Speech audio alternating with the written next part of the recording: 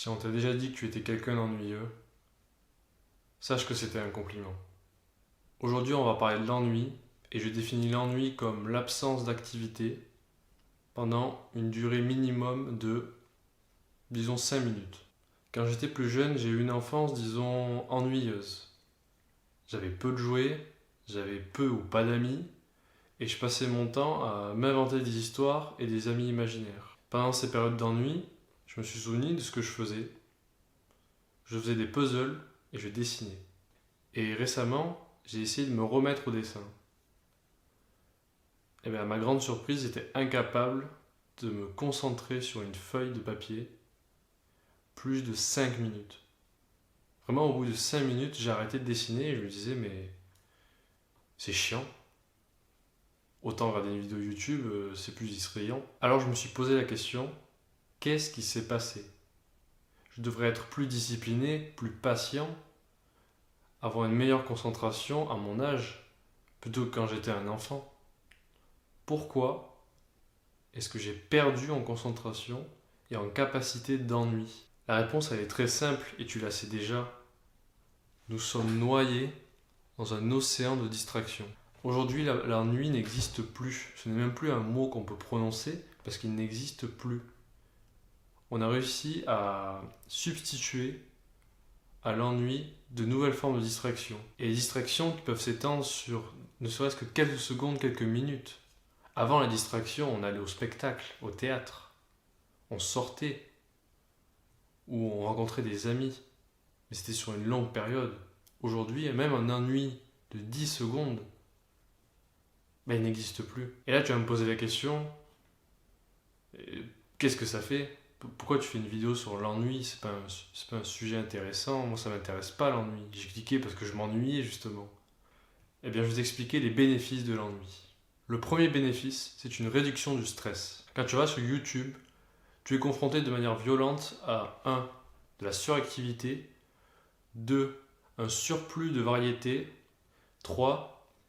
Un excès de comparaison. Face à autant de contenu, tu es incapable de te maîtriser et de te contrôler. C'est comme ça que tu finis par passer 1 heure, 2 heures, voire ta journée sur YouTube, alors que tu avais prévu juste de passer le temps pour 5 minutes parce que tu n'avais rien à faire. En résistant à l'appel des distractions, et donc en t'ennuyant, tu auras une meilleure maîtrise de tes émotions et tu réduiras grandement ton niveau de stress. Bénéfice numéro 2, l'amélioration du sommeil. Tous les soirs, avant de te coucher, tu regardes 1 ou 2 vidéos YouTube, voire plus. Et après, tu fermes les yeux et tu essaies de t'endormir dans un silence complet et dans le noir. Tu passes du bruit et de la lumière au noir et au silence complet en une fraction de seconde. Pour te donner une analogie, c'est comme si tu roulais sur l'autoroute à 200 km/h et que d'un coup tu te prenais un arbre et que tu étais à l'arrêt. En arrêtant de consommer du divertissement avant de te coucher, tu ralentiras le rythme de tes pensées et tu auras un meilleur endormissement. Le troisième bénéfice, c'est une meilleure productivité et une meilleure concentration. Il faut savoir que ton cerveau dispose d'une ressource limitée tout au long de la journée. Et comme on vient de le dire, il a besoin de sommeil pour se régénérer. Si tu combles chaque période d'ennui par du divertissement et qu'après tu recommences à travailler sur une tâche plus sérieuse, c'est comme si ton cerveau était un ordinateur avec plusieurs onglets ouverts et tournant en même temps. C'est ce que l'on appelle du multitasking et cela ralentit grandement les performances de ton cerveau. En incluant de courtes périodes d'inactivité dans ta journée, tu travailleras mieux et tu produiras plus. Tu serais littéralement plus productif si tu ne faisais rien. Quatrième bénéfice, une vision plus claire de tes objectifs. Si tu luttes actuellement pour trouver un sens à ta vie, la solution elle est très simple. Arrête de te divertir. L'ennui consistera pour toi en une forme de retour à l'essentiel, une introspection sur qui tu es et ce que tu veux devenir. Cinquième conseil, NoFap. Un des conseils de NoFap que tu as sûrement entendu dire, c'est qu'il faut toujours avoir quelque chose à faire. Et c'est vrai que ça fonctionne, jusqu'au moment où tu n'as rien à faire. Il arrivera toujours un moment où tu auras fini ce que tu as à faire et où tu seras dans un moment de vide. Ça peut être très court mais très décisif. Pour ma part, la plupart du temps où j'ai brisé mon abstinence, c'était la nuit. Pourquoi la nuit? Parce que la nuit, dans mon emploi du temps, j'avais juste marqué dormir. J'avais rien prévu.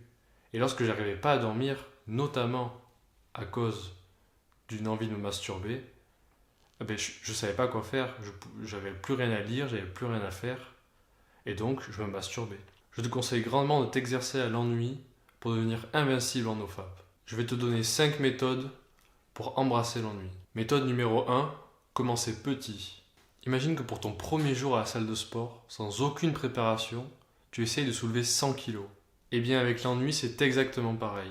Je te conseille des phases d'inactivité de 5 minutes maximum par jour pendant un mois. Méthode numéro 2, installe un bloqueur.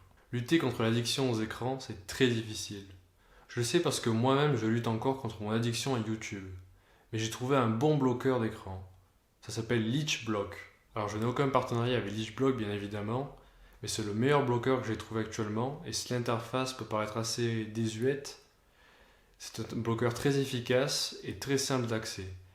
Il te permet de bloquer des sites internet très précis, avec des dates, des jours et des heures aussi précises, et surtout il te donne des statistiques de consommation de certains sites.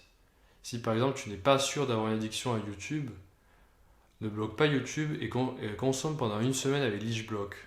Et tu verras tes chiffres, tu seras très surpris. Méthode numéro 3, la méditation. Tu t'y attendais, c'était évident, mais la méditation aide beaucoup à s'accoutumer à l'inactivité et à réduire ses distractions. Pour la méditation, je conseille aussi de commencer petit, c'est-à-dire 2 à 3 minutes au début.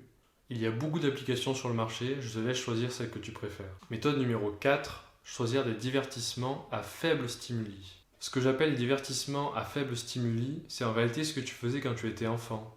Donc ça peut être jouer aux cartes, dessiner, essayer de faire un Rubik's Cube, toutes les activités qui sont simples et qui demandent une concentration intense. Méthode numéro 5, sortir sans but et sans téléphone. C'est sûrement la méthode la plus drastique mais la plus efficace. En sortant sans ton téléphone et sans objectif, tu retrouves cette sensation d'aventure que tu avais quand tu étais petit. Aussi, ça te permettra, comme la méditation, d'être plus dans le moment présent.